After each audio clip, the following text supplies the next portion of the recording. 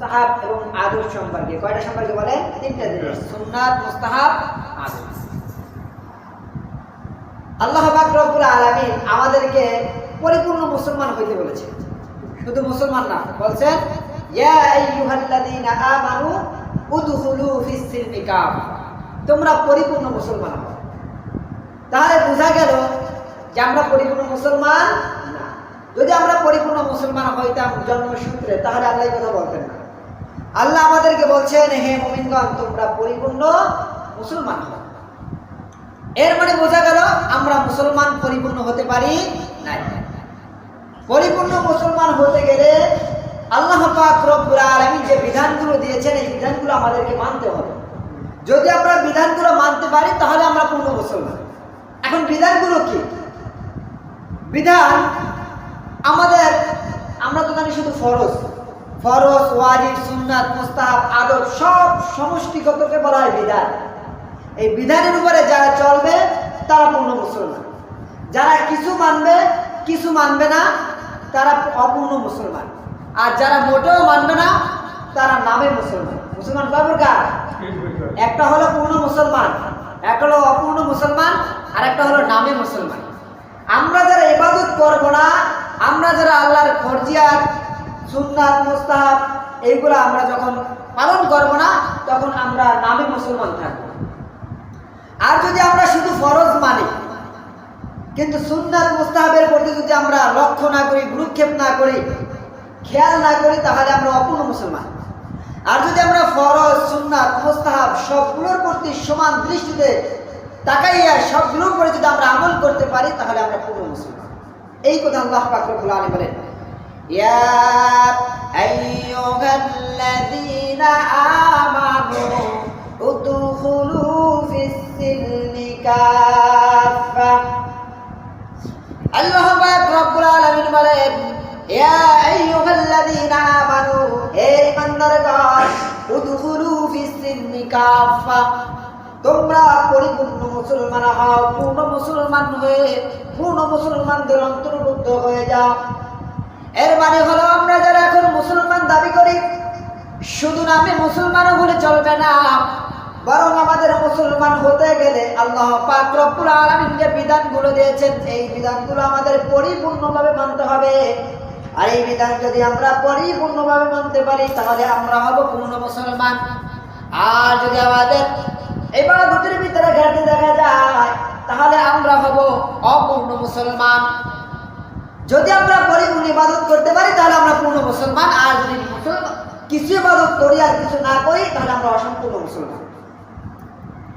এখন আমাদের আগে বুঝতে হবে যে সুন্নাতের গুরুত্ব কতটুকু, মুস্তাহাবের গুরুত্ব কতটুকু। দেখেন, আল্লাহ পাক রব্বুল আলামিন বান্দা যখন বানাইছেন, বান্দার প্রত্যেকটা কর্ম সম্পর্কে বিধান দিয়েছেন। মানুষের এমন কোনো কর্ম নাই, এমন কোনো কাজ নাই যে কাজের ভিতরে আল্লাহর বিধান নাই। মানুষ অনেকে বলে থাকে, আরে হুজুররা শুধু কোরআন, বিশেষ দেখবেন অনেক মাহফিলে বাধা দেয়, হুজুর রাজনীতির কথা বলবেন না, কোরআন হাদিসের কথা বলবেন। আর আল্লাহ বলেন কি, মা ফাররাতনা ফিল কিতাবি মিন শাই, আমি কিতাবের ভিতরে, কোরআনের ভিতরে কোনো কিছু বলতে ছাড়ি নাই। তাহলে কি অনেক রাজনীতির কথা নাই? কথা বলেন, অবশ্যই আছে। তো যারা বলে যে হুজুর কোরআন হাদিসের কথা বলেন, রাজনীতির কথা এখানে বলেন না, তাহলে বুঝতে হবে ও কোরআন সম্পর্কে কিছু জানেই না। কোরআন হাদিসের ভিতরে রাজনীতি নিয়েও আছে। রাসূল সাল্লাল্লাহু আলাইহি ওয়াসাল্লাম নেতা হন নাই? অবশ্যই হয়েছে। তাহলে কোরআন হাদিসের ভিতরে রাজনীতির কথা আছে, কোরআন হাদিসের ভিতরে সব বিধান আছে। আপনি কেমনে চলবেন, কেমনে খাবেন, কিভাবে জুতা পরিধান করবেন, কিভাবে পোশাক পরিধান করবেন, সব বিষয় সম্পর্কে বিধান রয়েছে। আর এই সমস্ত বিধান যদি আপনি মানতে পারেন, তাহলে আপনি পূর্ণ মুসলমান। তাহলে আপনি পূর্ণ মুসলমান। আপনি যদি শুধু ফরজ মানেন কিন্তু সুন্নাত, মুস্তাহাবের প্রতি লক্ষ্য না করেন, তাহলে আপনি পূর্ণ মুসলমান হতে পারবেন না। তাহলে আমরা সর্বশেষ বুঝতে পারলাম আমাদেরকে কি করতে হবে, ফরজের সঙ্গে সঙ্গে সুন্নাত, মুস্তাহাব সবগুলোর প্রতি আমাদের খেয়াল করতে হবে। এবার আসেন সুন্নাত, মুস্তাহাবের কতগুলো গুরুত্ব আমি আপনাদের সামনে পেশ করি। সুন্নাত, মুস্তাহাব এবং আদবের গুরুত্ব সম্পর্কে একটা শুনেন। যে আল্লাহ পাক রব্বুল আলামিন যে বলল, প্রথম গুরুত্ব হলো কেন আমরা এগুলো পালন করব।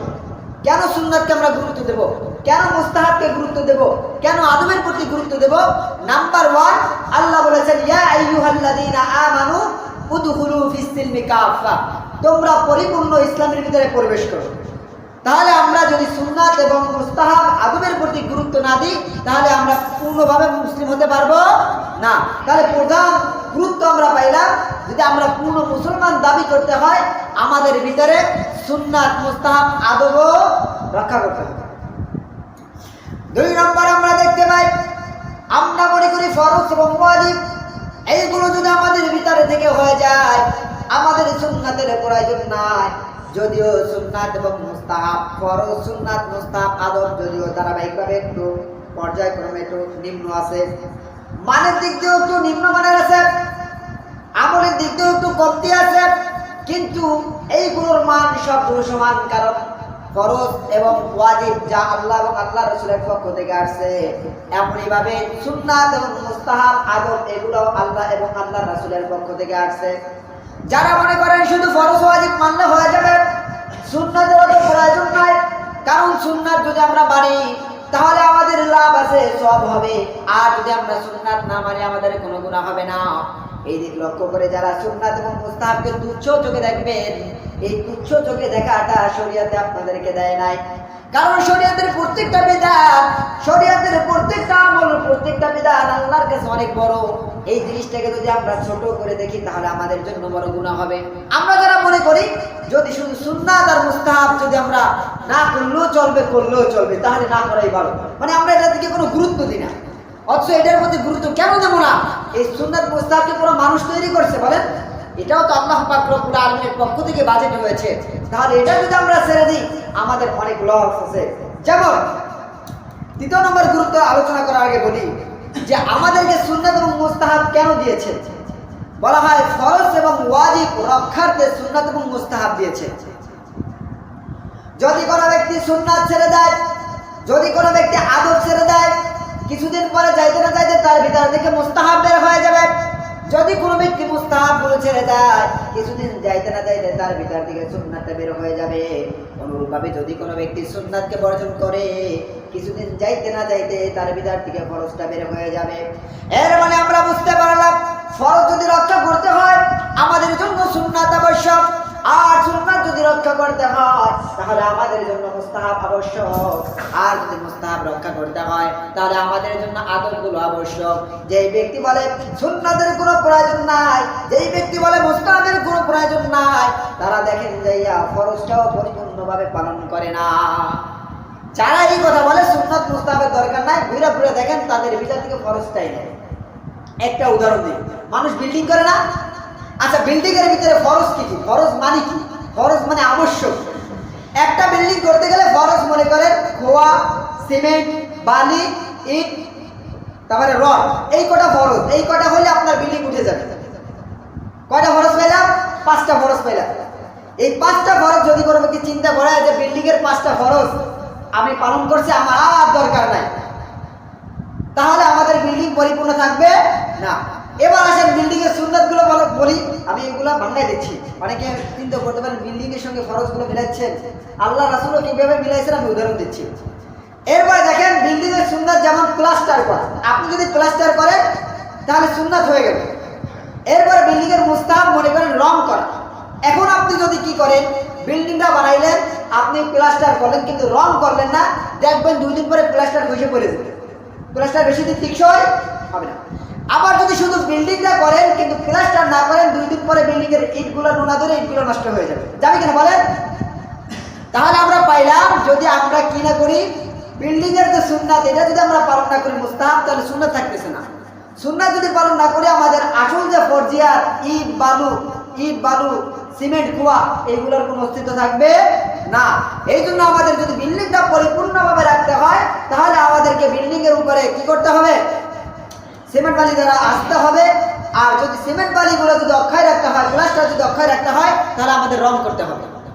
ঠিক একইভাবে যদি কোনো ব্যক্তি ফরজ রক্ষা করতে হয়, যদি কোনো ব্যক্তি ফরজটা পরিপূর্ণভাবে মানতে হয়, 1 নম্বরে তার ভিতরে সুন্নাত আনতে হবে।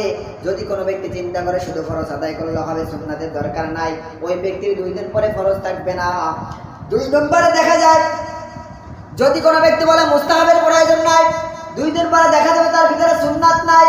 এই জন্য যারা সুন্নাত এবং মুস্তাহাবের প্রতি কোনো গুরুত্ব দেয় না, দেখেন গিয়া তাদের ভিতর থেকে ফরজটা পরিপূর্ণ আদায় হয় না। আল্লাহ নবী বিশ্ব নবী একইভাবে উদাহরণ দিয়েছে। আল্লাহ নবী বিশ্ব নবী ইসলামকে একটা তাঁবুর সঙ্গে তুলনা দিয়েছেন। তখন তার বিল্ডিং কইতো না, তখন তাঁবু টানায় মানুষ থাকতো। তো বলতেছে বুনিয়াল ইসলাম আলা খামসিন শাহাদাতু আল্লা ইলাহা ইল্লাল্লাহ ওয়া আন্না মুহাম্মাদান আবদুহু ওয়া রাসূলুহু ওয়া ইকামাস সালাতা ওয়া ইতাআজ যাকাতা ওয়াল হজ্জ ওয়াস সাওম রমাদান। আল্লাহ নবী বলেন ইসলামটা হলো তাঁবুর মতো, তাঁবুর 5টা খুঁটির মতো, তাঁবুর 5টা খুঁটির মতো, যে 5টা খুঁটির 4 কোণে 4টা থাকে, মাঝখানে একটা থাকে তাঁবু। যদি কোনো ব্যক্তি 4টা ঠিক রাখে, মাঝখানটা ঠিক না রাখে, তাহলে ওই তাঁবুর ভিতরে বসবাস করা যায় না। যদি একটা ঠিক রাখে আর একটা ঠিক না রাখে, তাহলে তাঁবুর এক কোণা নাই বাজাবে, ওই তাঁবুতে বসবাস করা যাবে না। এর মানে বুঝাইছেন নামাজ আছে, রোজা আছে, হজ আছে, যাকাত আছে, কিন্তু ঈমানটা পরিপূর্ণ নাই। ওই ব্যক্তির কেমন যেন মাঝখানের খুঁটিটা নাই। আর যে ব্যক্তির নামাজ আছে, রোজা নাই, ওই ব্যক্তির একটা খুঁটি আছে আর একটা খুঁটি নাই। এমন ভাবে যদি কোনো ফরজিয়াত ছেড়ে যায়, কেমন যেন তাঁবু সম্পূর্ণভাবে আস্তে আস্তে ধ্বংস হয়ে যাবে। আপনি নামাজ ছেড়ে দেবেন কিন্তু রোজা রাখবেন, দেখা যাবে কয়েকদিন পর রোজা বর্জন করে দেবেন। এমন ভাবে যদি একটা ফরজ ছেড়ে দেন, আস্তে আস্তে সব ফরজগুলো শেষ হয়ে যাবে। আল্লাহ নবী বিশ্ব নবী ইসলামকে তাঁবুর সঙ্গে তুলনা দিয়েছেন, আর আমি ফরজ, ওয়াজিব, সুন্নাত, মুস্তাহাব, বিল্ডিং এর সঙ্গে তুলনা দিয়েছি, কোনো অপরাধ নাই। এটা হলো বোঝার জন্য বললাম, রাসূলও দিয়েছেন, আমিও দিলাম। আমাদের যেটা বুঝতে সহজ হবে সেই জিনিসটা আমরা বলি। এবার আসেন কিভাবে সুন্নাত ছাড়লে আমাদের ভিতর থেকে ফরজটা বের হয়ে যায়। যেমন আমরা জানি জামাতে নামাজ পড়া সুন্নাতে মুআক্কাদা, কি বলেন? এখন যদি কোনো ব্যক্তি চিন্তা করে আরে ঘরে নামাজ পড়লে তো ফরজ আদায় হয়ে যাবে, মসজিদে যাওয়ার দরকার কি? মসজিদে যাওয়া তো সুন্নাতের ব্যাপার, মসজিদে যদি আমি না যাই বড় কোনো গুনাহ হবে না, আমি ঘরে নামাজ আদায় করে নেব। আজকে আপনি ঘরে নামাজ আদায় করবেন ঠিক টাইমে, 2 দিন যাইতে না যাইতে চিন্তা করবেন জামাতে তো আর নামাজ পড়বো না, একটু লেট করে পড়ি, আজান দিছে কেবল, কাজটা শেষ করি, একা একা যেহেতু নামাজটা পড়বে একটু পরে পড়ি। এইভাবে একদিন যাবে আপনি পরে পড়বেন, 2 দিন যাবে আর একটু পিছাবেন, 3 দিন যাবে আর একটু পিছাবেন, 4th দিন চিন্তা করবেন আর তো মাগরিবের সময় আছে, মাত্র অল্প সময়, এখন যদি আমি নামাজে যাই আমার কাজটা সম্পূর্ণ হবে না, তাহলে আমি কাজ করি একেবারে ইশার সময় কাজাগুলো করে নিব। আপনি এই যে নামাজটা জামাতে এসে যে নামাজ আদায় করবেন, এই জিনিসটা আপনি বর্জন করার কারণে আপনার ভিতর থেকে ফরজটা এমনিতেই বের হয়ে গিয়েছে। যারা মনে করে মসজিদে যাওয়া সুন্নাতে মুআক্কাদা, মসজিদে যাওয়ার দরকার নাই, দেখেন গিয়ে ওই ব্যক্তি ঘরে নামাজ পড়ে, আস্তে আস্তে দেখা যায় তার ভিতর থেকে নামাজটা কাজা হওয়া শুরু হয়ে যায়। এই জন্য সুন্নাতকে কখনো নিচা চোখে দেখা যাবে না। সুন্নাত ফরজ টিকানোর জন্য সুন্নাত মুস্তাহাব অপরিহার্য এবং জরুরি। এক হিসেবে বলা যায় সুন্নাত মুস্তাহাব পালন করাও এক হিসেবে ফরজ, কারণ আপনার ফরজের অস্তিত্ব ঠিক রাখবে সুন্নাত এবং মুস্তাহাব। তাহলে আমাদের সুন্নাতের প্রতি কখনো কি করা যাবে না, হীনমন্যতা হওয়া যাবে না, কখনো ছোট চোখে দেখা যাবে না। এবার সুন্নাতের আরেকটা ফজিলত আলোচনা করি। আল্লাহ নবী বিশ্বনবী বলেন মান আহাব্বা সুন্নতি ফাকাদ আহাব্বানি ওয়া মান আহাব্বানি কানা মাই ফিল জান্নাহ। আল্লাহ নবী বিশ্বনবী বলেন যদি কোনো ব্যক্তি আমার সঙ্গে জান্নাতে থাকতে হয় তাহলে সে ব্যক্তি আমাকে ভালোবাসতে হবে। আর আমাকে কোন ব্যক্তি ভালোবাসতে পারবে? যে ব্যক্তি আমার সুন্নাতকে ভালোবাসবে, অর্থাৎ আমার সুন্নাতকে যারা ভালোবাসবে সে আমি নবীকে ভালোবাসবে, আর যে আমি নবীকে ভালোবাসবে সে আমি নবীর সঙ্গে কাল কিয়ামতের দিবসে জান্নাতে থাকবে। চিল্লায় বলুন সুবহানাল্লাহ। তাহলে আমাদের সুন্নাত মানতে হবে, সুন্নাত ছাড়া নবীর সঙ্গে জান্নাতে যাওয়া যাবে না। তাহলে সুন্নাত আমাদের জন্য অপরিহার্য, নফল আমাদের জন্য অপরিহার্য। সুন্নাত এবং নফলের আরেকটা গুরুত্ব আলোচনা করি। কাল কিয়ামতের দিবসে আল্লাহ পাক রব্বুল আলামিন আল্লাহ নবী শুনে বলেন আউয়ালু মা ইউহাসাবু বিহি আল-আবদু ইয়াওমাল কিয়ামাতিস সালাহ ফাইন সালাহাত সালাহা সাইয়ু আমালিহি ওয়া ইন ফাসাদাত ফাসাদা সাইয়ু আমালিহি। কাল কিয়ামতের দিবসে সর্বপ্রথম নামাজের হিসাব না হইবে। যদি কোনো ব্যক্তি নামাজের হিসাবে পার হয়ে যায় ওই ব্যক্তি বাকি হিসাব পুরো পার হয়ে যাবে, আর যে ব্যক্তি নামাজে আটকে পড়ে যাবে, নামাজে বাধা পড়ে যাবে, ওই ব্যক্তি ওখানে আটকা পড়ে যাবে, আর সামনে লড়ার কোনো জায়গা থাকবে না। আল্লাহ নবী বিশ্বনবী বলেন কাল কিয়ামতের দিবসে আল্লাহ পাক রব্বুল আলামিন নামাজের হিসাব নিতে বলবেন, বান্দার নামাজের হিসাব নাও। ফেরেশতারা আল্লাহ পাক রব্বুল আলামিন যখন হিসাব নেবেন দেখবেন বান্দার নামাজ পরিপূর্ণভাবে পালন করেছে। ফজর জোহর আসর মাগরিব এশা এক ওয়াক্ত কাজা দেয় নাই, কিন্তু বান্দা নামাজে দাঁড়াইয়ে একটু অন্য মানুষকে হয়ে গিয়েছিল। বান্দা নামাজে দাঁড়ানোর কারণে দেখা গেল কোনো একদিন নামাজ পড়েছে ঠিক, পূর্ণাঙ্গ নামাজ হয় নাই। এই বান্দার নামাজের ভিতরে কিন্তু ত্রুটি রয়ে গেছে। আল্লাহ পাক রব্বুল আলামিন বলবেন, হে ফেরেশতারা দেখো এই বান্দার কোনো নফল আছে কিনা, এই বান্দার কোনো সুন্নাত আছে কিনা।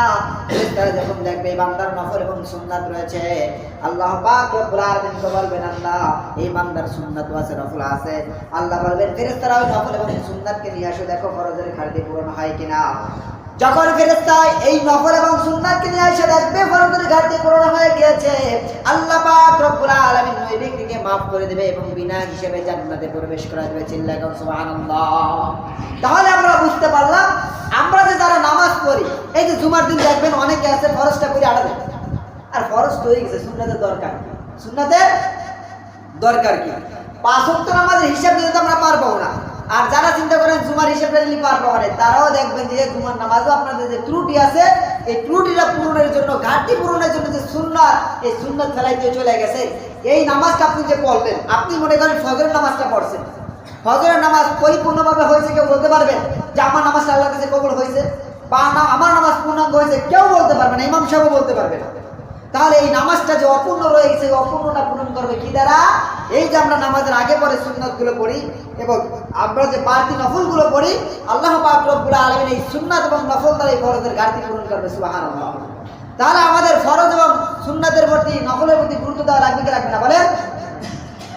এই জন্য আমাদের জরুরি, অবশ্যই আমাদের ফরজের সঙ্গে সুন্নাত এবং মুস্তাহাব রাখতে হবে। যারা তুচ্ছ চোখে দেখেন তাদের জন্য বলা হবে, তারা যদি পূর্ণাঙ্গ পার হতে চান কাল কিয়ামতের দিবসে, যারা এই ফরজ ও নফল এবং মুস্তাহাবকে তুচ্ছ চোখে দেখেন, কাল কিয়ামতের দিবসে পার হওয়ার কোনো জায়গা থাকবে না। আল্লাহ পাক রব্বুল আলামিন বলেন, قل إن كنتم تحبون الله فاتبعوني يحببكم الله। আল্লাহ পাক রব্বুল আলামিন বলেন, হে নবী আপনি উম্মতদেরকে বলে দিন, কুল ইন কুনতুম তুহিব্বুনাল্লাহ, যদি কোনো ব্যক্তি আল্লাহ পাক রব্বুল আলামিনকে ভালোবাসতে চায়, ফাত্তাবিউনি, হে নবী বলে দিন তারা যেন আপনার অনুসরণ এবং অনুকরণ করে, অর্থাৎ আপনার সুন্নাতের অনুসরণ করে, আপনার অনুকরণ করে। ফাত্তাবিউনি, যারা আপনার অনুসরণ অনুকরণ করবে, ইউহিব্বুকুমুল্লাহ, সে যেন আমি আল্লাহকে ভালোবাসলো। চিল্লায় কোন সুবহানাল্লাহ। এখন আমরা ফরজের সঙ্গে যদি সুন্নাত না মানি, সুন্নাতের সঙ্গে যদি মুস্তাহাব না মানি, তাহলে আল্লাহর কাছে আমরা প্রিয় বান্দা হতে পারবো না। 2 নম্বরে আমরা পূর্ণাঙ্গ মুসলমান হতে পারবো না। এখন যদি আমাদের পূর্ণাঙ্গ মুসলমান হতে হয়, নাম্বার 1 ফরজের সঙ্গে আমাদের সুন্নাতকে রাখতে হবে, সুন্নাতের সঙ্গে আমাদের মুস্তাহাবগুলো রাখতে হবে, আর মুস্তাহাবের সঙ্গে আমাদের আদবগুলো বজায় রাখতে হবে। যেই ব্যক্তির ভিতরে আদব থাকবে, মনে করেন আপনার ভিতরে আপনি বেয়াদব, বেয়াদব কখনো আমলদার হতে পারে না। আপনি যখন বেয়াদবের ভিতরে থাকবেন, দেখবেন আপনার ভিতর থেকে মুস্তাহাব না। এক কথায় দেখবেন যে বেয়াদব তার ভিতরে সুন্নাত মুস্তাহাব কিছু নেই, ফরজ থাকতে পারে। আর যে ব্যক্তির ভিতরে দেখবেন সুন্নাত মুস্তাহাব না, যায় দেখেন সে ঠিক মতো ফরজ আদায় করে। আপনি দেখতেছেন সে নামাজ পড়তেছে, দেখা যাবে সে কোনো এক সময় ফরজ ছেড়ে দেয়, আজকে আসর ছেড়ে দিল, কাল মাগরিব ছেড়ে দিল, কারণ তার ভিতরে সুন্নাত নাই, মুস্তাহাব নাই। এই জন্য সুন্নাত মুস্তাহাব তাকাইয়া, সুন্নাত মুস্তাহাবের দিকে তাকাইয়া বলা যায় লোকটা আবেগ। যেই ব্যক্তির ভিতরে সুন্নাত নাই, মনে হবে সে ব্যক্তি নামাজি না, কি না? নামাজিরা। তাহলে আমরা যে জামাতে নামাজ পড়ে, ওটা কি বলেন? জামাতে নামাজ পড়া কি? সুন্নাতে মুআক্কাদা।